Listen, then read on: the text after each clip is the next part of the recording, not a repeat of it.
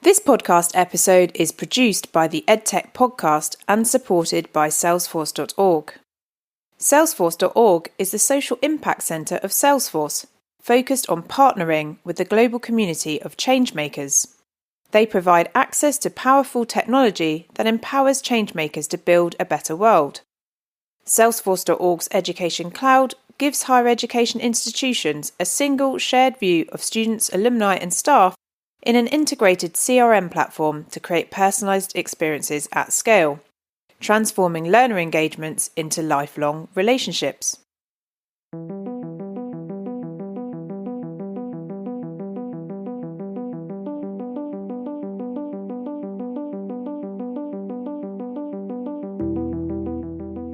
Well, hello everyone, and welcome to The Edge, Accelerating Higher Education, Season 2 of our podcast series with Salesforce.org, where we take a fresh look at higher education and digital transformation. This week we are in conversation with Professor David Maguire, who's the chair at Jisc, and also the interim principal and vice-chancellor at the University of Dundee. So I think we're really asking the wrong question. What we should be doing is how can we reinvent a learning and programming experience using modern technology to deliver the best learning and teaching outcomes in the most efficient way. Also in this week's episode, Corey Snow, who's the Director for Education Industry Solutions at Salesforce.org. That's digital transformation, and that's more than just adopting technology. It's largely about changing the mindset. And last but not least, Andy McGregor, Director of Edtech at Jisc. We're entering into a period of quite interesting experimentation. We're chatting about a new sector framework to help you visualise where student expectations about your university are going and how you might provoke change to help you get there. There are tons of amazing resources in this episode, and don't forget you can find the link to the digital strategy framework we are talking about via our show notes at theedtechpodcast.com. But before all that, thank you for listening in, and thank you to listener Ikra Shaikh, who got in touch to tell us about her recent binge listen to 7 episodes of the Edtech podcast whilst driving to LA and back in one day, spending about a total of 10 hours on the road. So we're glad we kept you company, Ikra, and hope you are very well. This is our last episode in the Edge series for 2020, and 2020 has certainly been a year of steep learning, and we're wishing all of you a chance to take stock and have some time to rest and recover before our next episode in the series. We'll be back in 2021 to talk with more guests about recruitment and admissions and optimising university services. But for now, digital transformation. How do you actually get it done?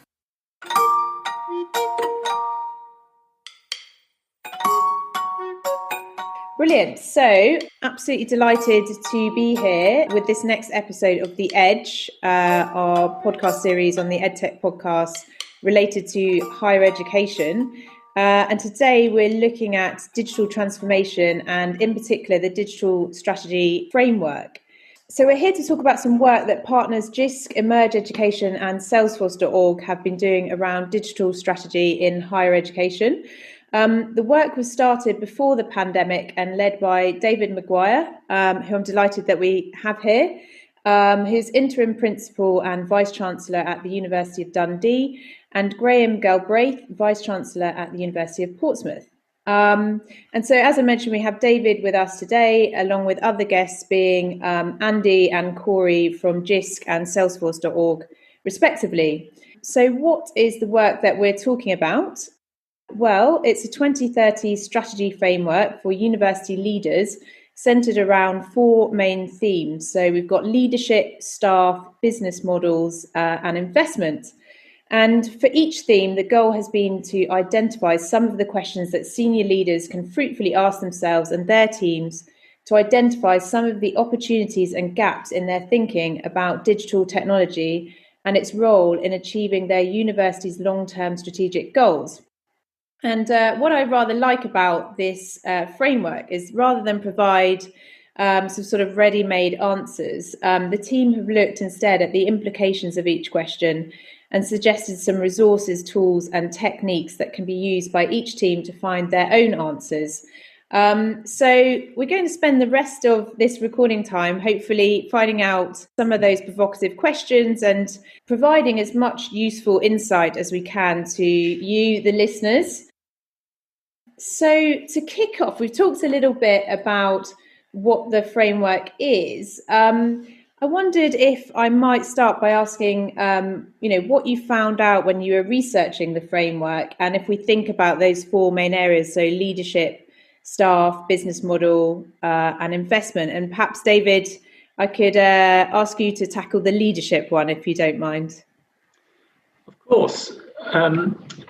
Leadership is important in any industry, in any area, and it's crucially important in universities because leaders are tasked with seeing the future, shaping the strategy of organisation, and then carrying the organisation forward through a series of change processes. But digital is a little bit different because many of the people who lead universities are experts in research or teaching or engaging with the community, and few actually have got skills in digital technologies and their application in tertiary education. So one of the things we've been encouraging my fellow peers or university leaders to do is to learn about digital technologies and services and data, and to figure out how they can factor that into their strategy. And I think some of that's about learning about these things, but it's also about ensuring on the top team you've got the necessary skill set to be able to understand the challenges in front of universities and to implement strategies which seek to address them. And there's a long way to go, but I think there's definitely interest brought on by the pandemic to think about these sorts of things. I love that honesty as well, that, among many sectors as well, that at their highest level, not everyone does have those skills. And I know in the framework report, one of the questions was, what does the new digital team sort of look like in higher education? So what are those skill sets? And I wondered if there are any kind of recommendations around, what that might look like and if it would be different to what's currently the sort of usual setup. The way the universities are typically organised in a top team is there's a chief executive, the vice chancellor or principal, called by various names, and then a series of deputies, sometimes called pro-vice chancellors or vice principals or vice presidents. And what I think needs to happen is that instead of those vice presidents, PVCs, being head of learning and teaching, head of research and enterprise, head of resources, we also need one who's the head of digital. Somebody actually on the top team, at the top table, needs to take on responsibility for that, because the universities of the future won't just be about bricks and mortar. They won't just be about in-person teaching. They won't just be about in-person research, but they'll also be about online and digital research, teaching and learning, in fact, all activities. And the universities that will be successful 10 to 20 years from now are those that make the jump into virtual space. And how will that differ to the sort of existing CIO role that people might be familiar with as well? In universities, CIO tends to be the next tier down, the sort of middle management, head of IT, or head of library, or sometimes a combined position. So it's the next level down. It's about saying, look, digital is not just a set of tools and a set of services. It's a fundamental and critical part of a university strategy, and it needs to be elevated up to a position where it can really make an impact and have a difference, because these will be not operational tactical matters for universities. They'll be strategic matters running right at the heart of what a university is and what a university does in the next decade and beyond. And David, whilst I'm chatting to you, so you've got the dual role of being sort of chair of Jisc and then the role at Dundee. So how do you see some of those themes that came through the framework sort of applying at the University of Dundee as a sort of example of a university that you're very close with? I think Dundee would admit that it's been a follower rather than a leader in terms of digital work. It certainly does have digital embedded in some of its activities, but it wants to do more. So one of the things I've been working on actually just the last few weeks is a new digital strategy for the organisation, about trying to understand where the university is now and where it wants to be 1, 2, 3, 5 years, 10 years hence. So we're trying to really get to grips with all of that and to imagine the future and to put in place the infrastructure and the resources which are going to be necessary to realise that. The big market considerations for universities in the next decade are going to be about globalization and online. They're the two big frontiers for universities. And actually, what's quite interesting is if you think, how do you conquer the global frontier? Then the way you do that is not by building campuses overseas. It's about through digital. So actually, those two things resolve down to one thing. You've got to plant your flag in the virtual world, and you've got to assemble a capability which allows university to exploit its innate capability, its brand, and its current systems and processes to exploit that for the good of the institution. Andy and Corey, you've been listening in. Obviously, this is a collaborative report. So I just wondered if anything David mentioned kind of resonated when you did the report, anything that came out that sort of surprised you as well? In previous years, maybe even before the pandemic, digital often, some universities get seen as an add-on. So you have a separate strategy to do with digital. I think one of the things the report strongly argues for, and comes through strongly in what David said, is that you can't just have digital off in a silo. It's got to be embedded throughout all the strategy of the university, and everyone needs to take their part. Everyone needs to have those skills. I think that's one of the most powerful and difficult things the report argues for, but one of the things that's going to lead to the biggest change. Yeah, I really enjoyed David's sort of term bricks and mortar, because I think of my own son who's 20, and I used that term with him to describe shopping the other day, and he didn't know what it meant. That made no sense to him. I said, well, because stores used to be these physical places where you go, and those still exist. From his perspective, it's all shopping. And as a young learner, I think, going forward, students will increasingly just describe it all as learning, and they'll be learning on different channels and in different modes. And the pandemic has really forced everybody in higher ed to think about what role the physical campus plays in education, in the learning experience, in providing all the wraparound services that enable students to be successful. All of those things have had to be sort of questioned and reevaluated. And I'll even quote David while he's on the call, talking about how we spend billions on buildings and only millions on IT. That really stuck with me. Having worked at Harvard, we've got lots of buildings with names on them, and they're lovely places. And IT in higher ed in general is still often thought of as more of a cost center, something that must be done to keep the lights on, but not necessarily at the center of an institution's mission. And I think that we'll see, as David has predicted, we'll see that changing in an increasingly placeless world.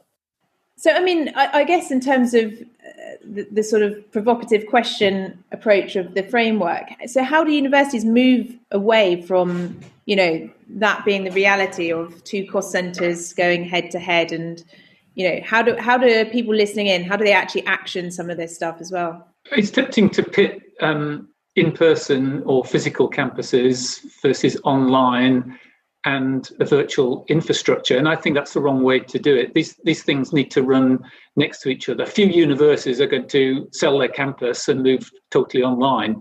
One of the things I think is quite useful in IT circles is there's this concept called a digital twin, which is a digital replica of a real-world system with bidirectional near real-time communication between the two. And what I think current universities should be doing is thinking about what's their digital twin in the virtual world. How do they create linked online versions of all their programs, of their research laboratories and their facilities, and to make it seamless for staff and students to move back and forth between those two worlds. And that, I think, is a better way of rationalizing and conceptualizing this in the future. It's not all or nothing. This should be seen as complementary. Yeah, I think that's a really interesting point from David. I think it's not going to be either or. It's going to be both, and it's going to be a mixture of both at the same time. I think we're entering into a period of quite interesting experimentation on this, of what works in terms of digital, what works in terms of physical, what works in the blend of the two. You've got interesting things like Harvard Business School built a Zoom room. I can't remember the exact name for it, but they've got this lecture theatre with lots of TV plays all over it and all linked up to the internet so that people can join remotely and in presence at the same time. And as a teacher, that's a new type of challenge, trying to teach in a way that doesn't preference the people physically and over the people who are coming in virtually. Jisc's got a product that we worked with West London called a virtual classroom, a similar thing, allowing teachers to teach in a different way. And I think these new modes of teaching are going to spring up and be experimented with quite rapidly over the next year or two. And it's going to be really interesting to see which emerge as the new, most promising approaches.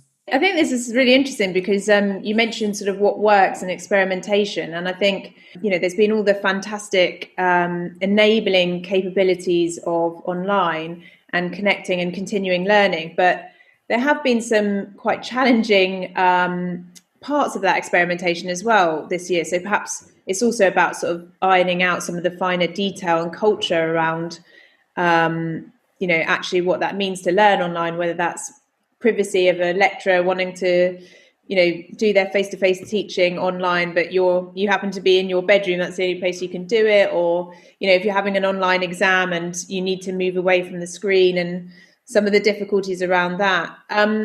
So do you have a sense of whether there'll also be a sort of swing back towards face-to-face, and with the longer term implications of what you're doing with the framework, any ways that this will actually improve the online or hybrid offer as well? Yes, everybody you talk to thinks that online is really interesting, but not a perfect substitute currently for in-person teaching. So everybody's pursuing the blended route. The blend differs, I think, quite a lot from area to area, from university to university.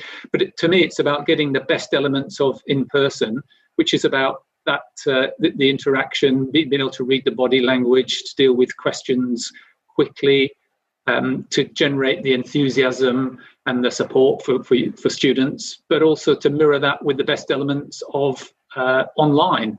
So it's really great to do simulations, to do synthesis, to do things like quizzes, to get instantaneous feedback, to deal with people all around the world so they don't have to travel to campus, and lots of other things as well.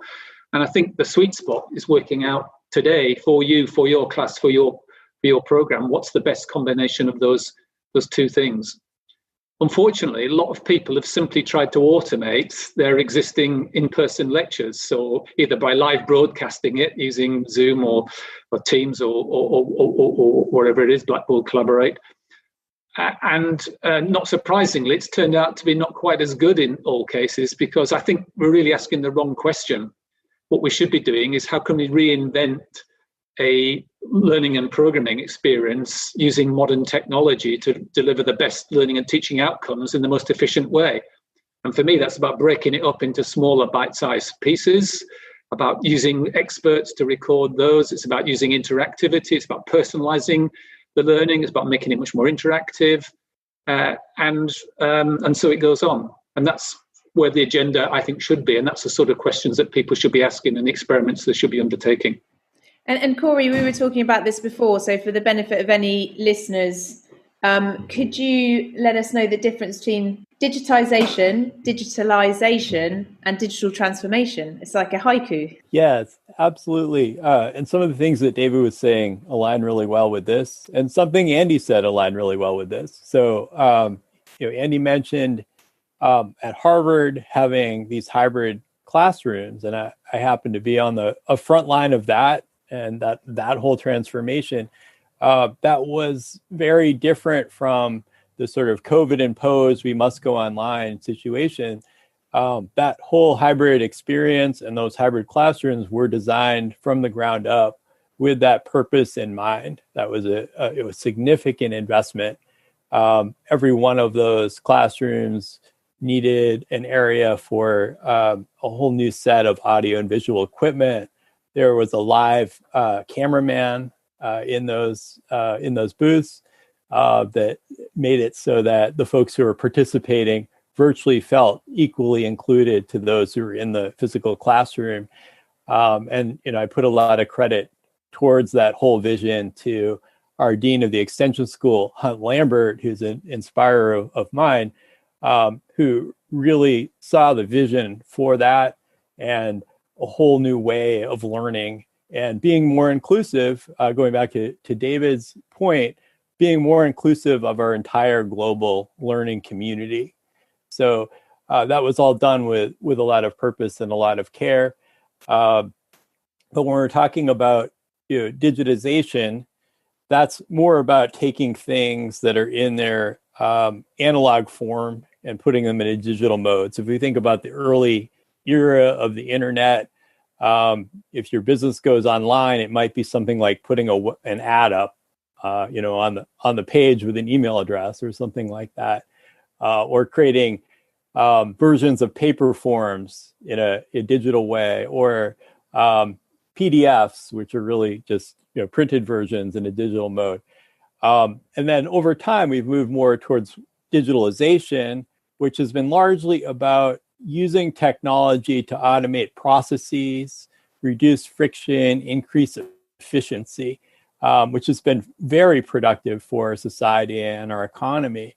But moving into digital transformation, this is really thinking about how we can use technology to provide stakeholder value. So thinking about stakeholders at the center and working back and saying, how can we provide value to our stakeholders in education? That can be learners or staff or instructors, but thinking about how they work, what would create the most optimal experience for them, how we can best engage with all of these stakeholders to enable them to do their best and create their best out in the world for the long run.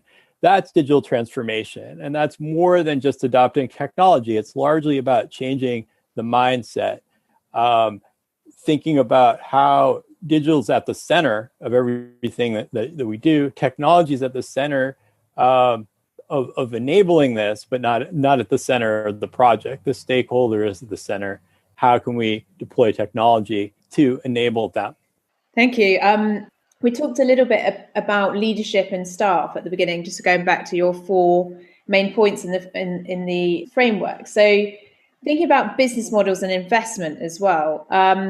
I've put here, now that a vaccine is in sight, which is fantastic news, is there some element of self-preservation where there's a risk that everything might retreat back again? So all of these kind of fantastic progress that's been made in terms of people's understanding of online learning, their experience, their sort of skilling up in this area. For those people that are listening in, if they're sort of sat in a boardroom environment and they are the person that was responsible for putting forward some of these 10-year plans and the investment required and the shift in mindset around sort of the business models, what kind of resources and tools would you equip them with to provide them courage in that moment to really push that forward and get that thing over the line?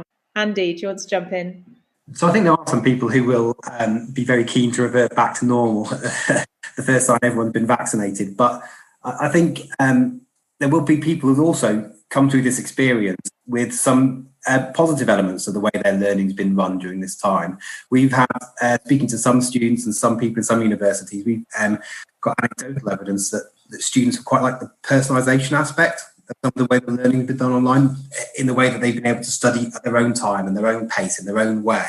It suited their style, and they felt they've actually enjoyed it more and got more out of it. So I think that to some extent, students will be demanding greater flexibility, greater innovation, new models, and new ways that fit with their lives, new types of courses. So I'm not sure that people will be able to just say, right, let's go straight back to normal. There also may be quite an interesting effect on assessments. Obviously, assessments had to change the minute that the lockdown happened. And it'll be interesting to see whether students will be, what approach they'll want to see taken to assessments when they come back. Obviously, the universities are the organisations who will set the assessments and other bodies, but students also have a say in this, and it'll be interesting to see what their attitudes will be when the vaccine hits and the lockdown ends. David? We did explore that very question as part of the Jisc Learning and Teaching Reimagined project, where we asked senior leaders how much of your teaching is currently in person versus online. And pre-COVID, it was about 15% online. During this current year, the lockdown period, it's gone up to as much as 65%. with actually, in terms of lectures, at least 90% of all lectures in the UK this year being delivered online. And then in next year, 21-22, and out to 2030, people believe it'll go back to about 45% of online, 55% in person. So that's a huge change, 3 times as much online as a consequence, partly of COVID. But remember, COVID really has brought on, I think, a much deeper, more fundamental, more profound change, which is moving to a degree of online learning. Absolutely, thank you. And the investment side of things as well. So what kind of conclusions or questions did the framework suggest were important for leaders to think about regards investment in this area as well? We were really seeking to highlight the problem and get across to senior leaders that thinking about strategic investments, there ought to be some priority given to the digital side of things. And given the increasing importance of digital data services technology in the future, then there needs to be a rebalancing of much greater investment in the digital infrastructure to provide that, and the digital skills, because they are at least as important as the technologies we found in our work. And were there any kind of insights around some of these lessons for sort of smaller and larger universities, or those that perhaps are more focused around what would be a commuter student versus an international student? Well, one of the interesting things about the UK is that it's a system of quite distinct and quite different universities, some small, some large, some arts, some science, some residential, some commuter, and so on. And I think digital will have a different impact and provide different opportunities for all of those. And so I think it's for each university to determine what makes sense for its mission and its business plan. But I'm pretty clear that there isn't a university in the country which can't benefit from greater use of digital thinking. I know the report primarily focused on teaching and learning, but I just wondered also whether there were any parts that were outside the remit of this report around digital with research, and how universities may also want to think about that in the longer term. Absolutely, yes. So Jisc has also had a parallel piece of work called Research 4.0, which attempted to look out and to imagine the future and what technology could do to transform both the process of doing research, but also the activities into which research.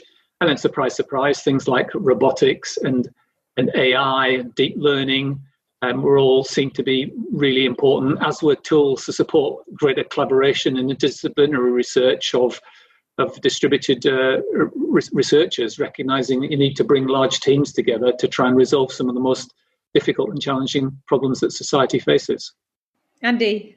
I was just going to add on to what David said there. I think one of the interesting parts of the Venn diagram of learning and teaching and research overlap in this report is in the issue of lab work and other work as part of teaching. Obviously, for subjects like chemistry, physics, etc., it involves a lot of lab hours.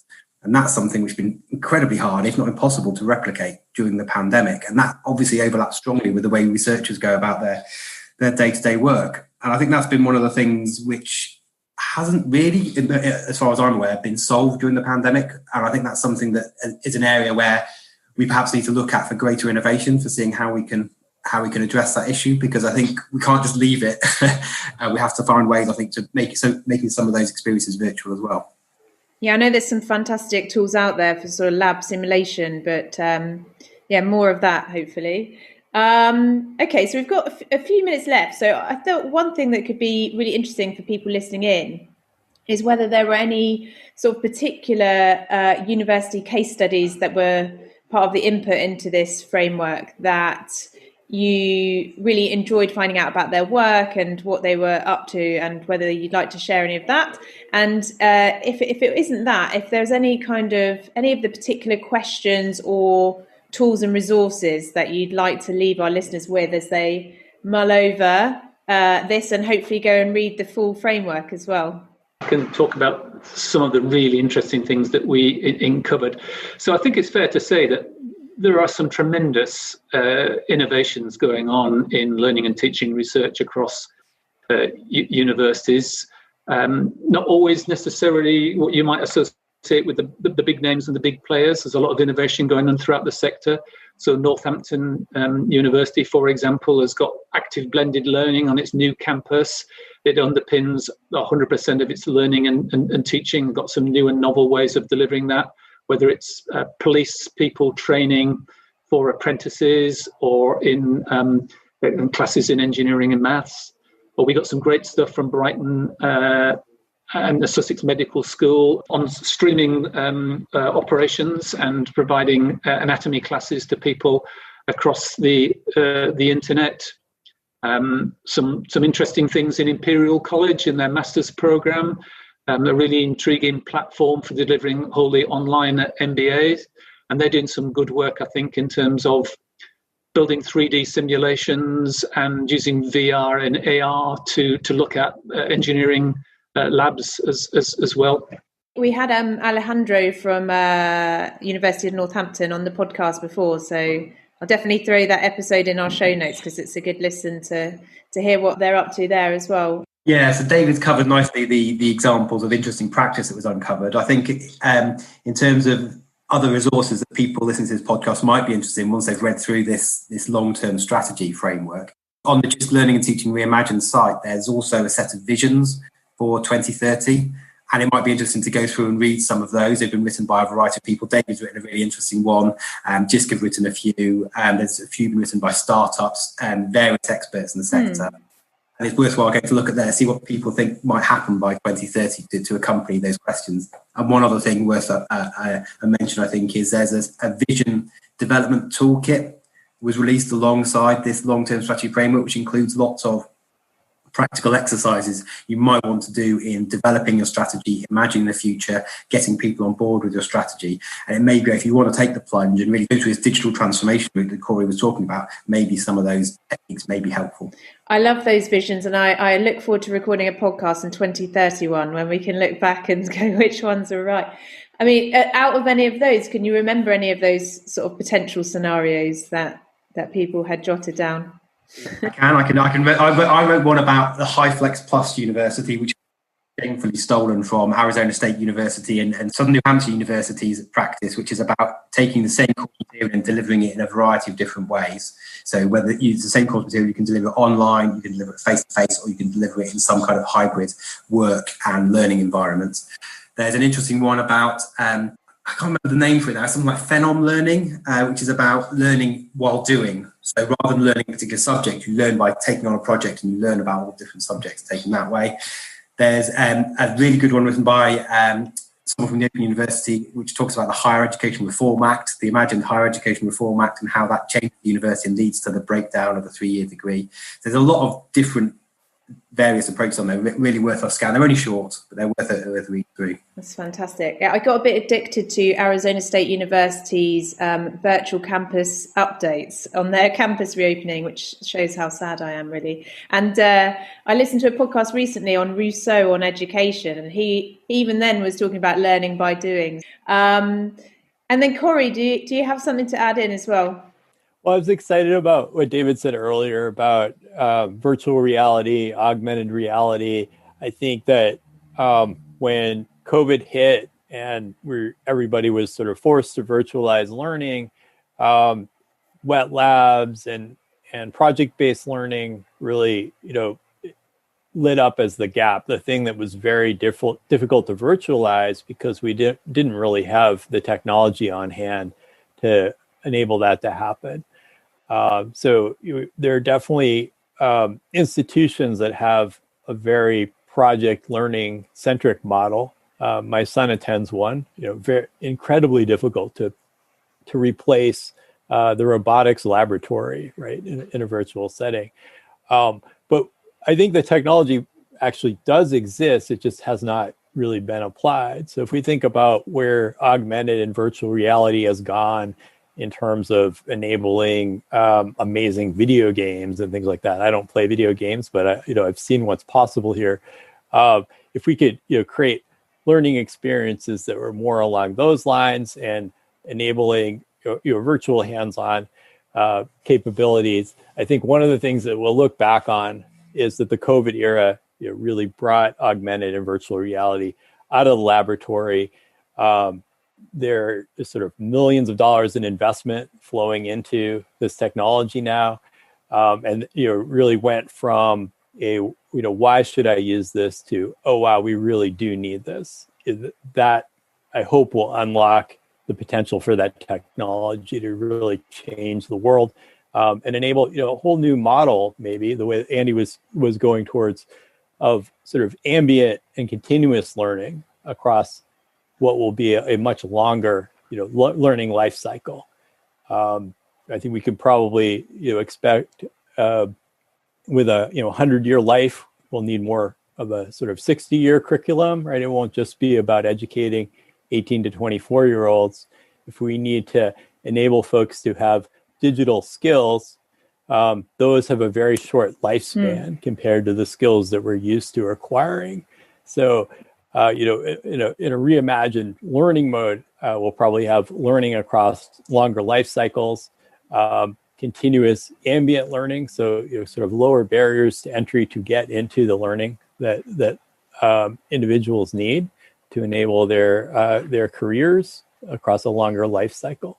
So I'm really excited about, as much as COVID's put a lot of strains on the system, I'm really excited about the potential for the innovation that will be driven by this disruption. So last question then, what are you looking forward to, when we can do the more face-to-face stuff? So what are you looking forward to? And not just face-to-face, but what are you looking forward to next year, I suppose? I think it's just actually seeing everybody again and being in the room with them and feeling the sort of warmth you get from friendship by being in close proximity to people, picking up on their body language, multiple people engaging in a conversation simultaneously, because online you've got to sort of serialize everything. Only one person talks at once and you've got to wait patiently till the next person's finished and do things like that. So I think that's just human interaction more than anything else. Andy and Corey, how about you?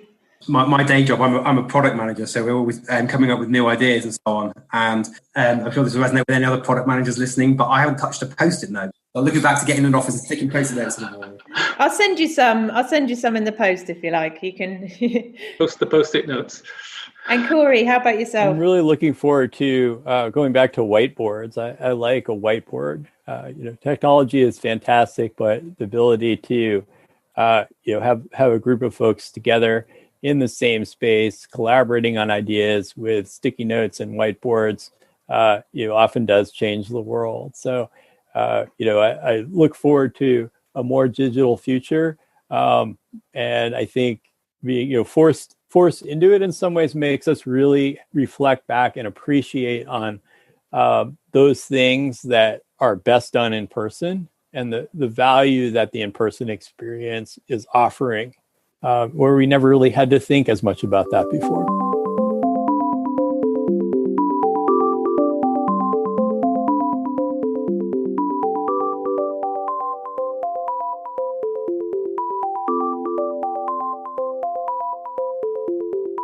That's the end of this episode.